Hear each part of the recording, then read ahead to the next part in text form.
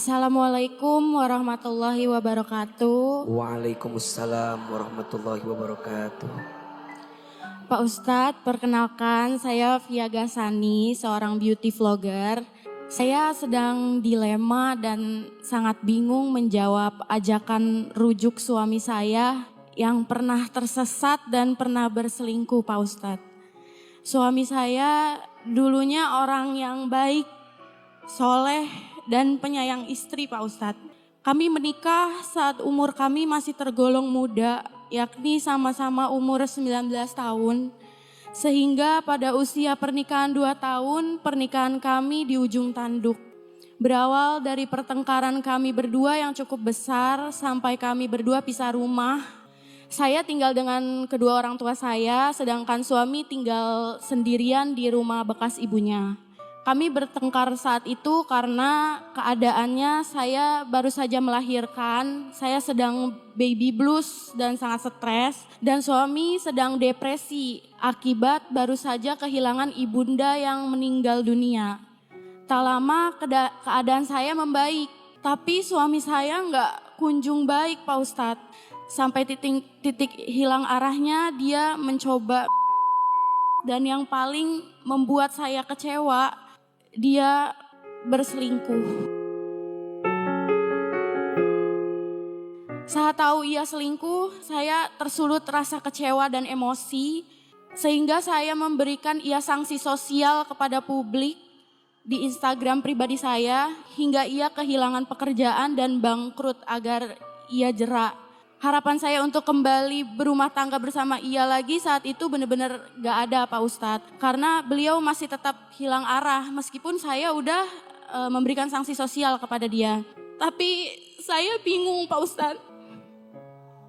Seakan Allah merencanakan semua untuk tidak memisahkan kami. Berkali-kali saya ingin melakukan cerai, tapi selalu ada saja yang membuat kami gak bisa cerai. Bagaimana Pak Ustadz, saya sangat dilema. Jika rujuk, saya takut apakah saya mampu menjadi istri yang ikhlas seluas samudra karena dia pernah menyelingkuhi dan menyakiti saya.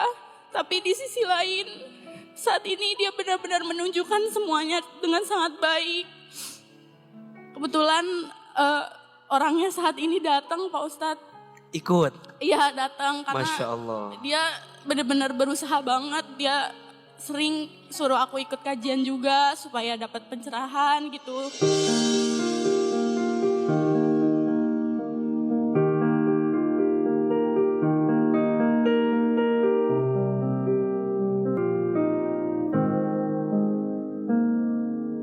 Tadi kan Mbak Via sudah cerita tentang perasaan beliau. Dan Masya Allah sekarang kita lihat suami beliau ternyata ikut hadir.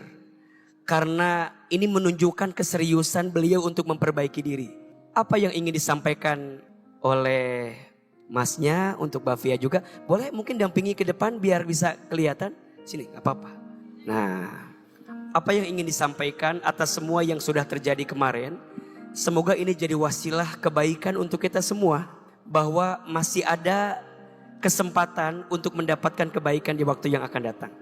Saya pribadi gak akan pernah lelah, gak akan pernah berhenti untuk mengakui kesalahan saya, untuk meminta maaf dan selalu menyadari betapa besarnya, betapa dalamnya luka yang pernah saya kasih ke dia, Ustadz.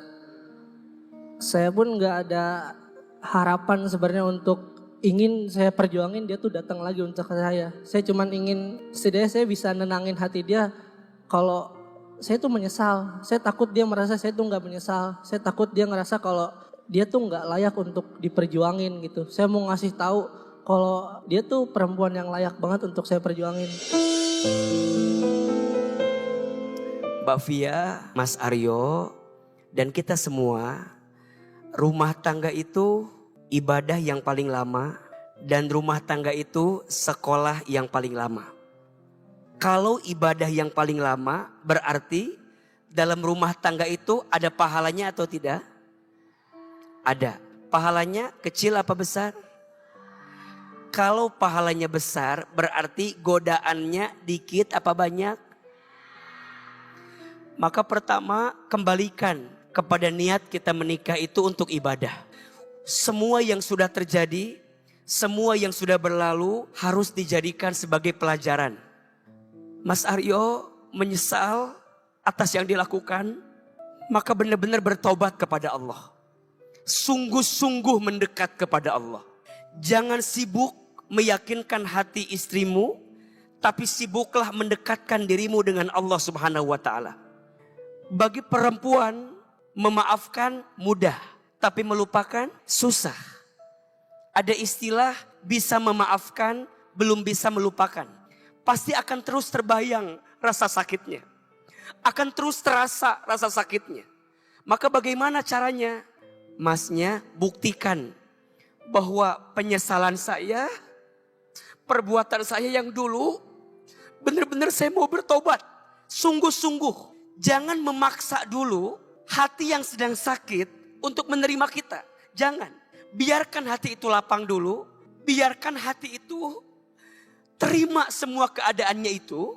Sampai nanti pelan-pelan Mas Aryonya mendekat ke Allah. Mbak Fianya minta petunjuk dari Allah. Nanti ketemu titiknya. Setelah itu pelan-pelan. Mas Aryo pantas sendiri. Mbak Fia minta petunjuk dari Allah atas semuanya. Kalau masih ada kesempatan untuk bersama, yakinkan hati. Tutup semua yang sudah terjadi. Titipkan sama Allah apapun yang akan terjadi ke depan. Mbak Fia, anak-anak butuh ayah. Mbak Fia juga butuh pendamping. Tapi dengan catatan, Mas Aryo serius memperbaiki diri. Jangan mengulangi lagi. Jangan diulangi lagi.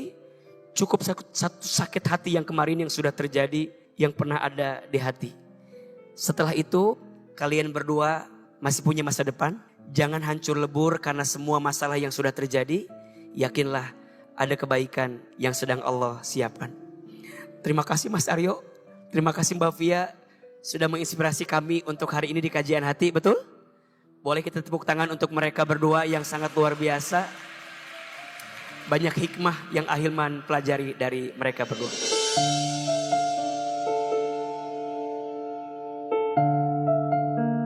Masih 19 tahun kita awal nikah itu isinya ya banyak cekcoknya yang namanya bocil gitu. Aku hamil, bocil hamil. Dia juga kaget nanggepin bocil yang lagi hamil. Dia stres, ibunya meninggal, terus dia sesat. Apalagi dia dendam, kesel sama aku saat itu. Pas ibundanya meninggal, aku gak ada di sisi dia. Malah kita bertengkar, tapi juga gak bisa disalahin. Aku habis melahirkan, aku baby blue, jadi chaos gitu loh. Kita sama-sama chaos. Nah perbedaannya, aku duluan membaik. Sedangkan dia gak membaik-baik, makin ini aja gitu loh. Karena aku tinggalnya sama orang tua. Dia kan yatim piatu, tinggal sendiri di rumah, ya makin parah. Berharap rumah tangga utuh kan niat dia baik gitu ya. Jadi aku udah bisa nyari point of view sisi baiknya dia di taubatnya dia sekarang.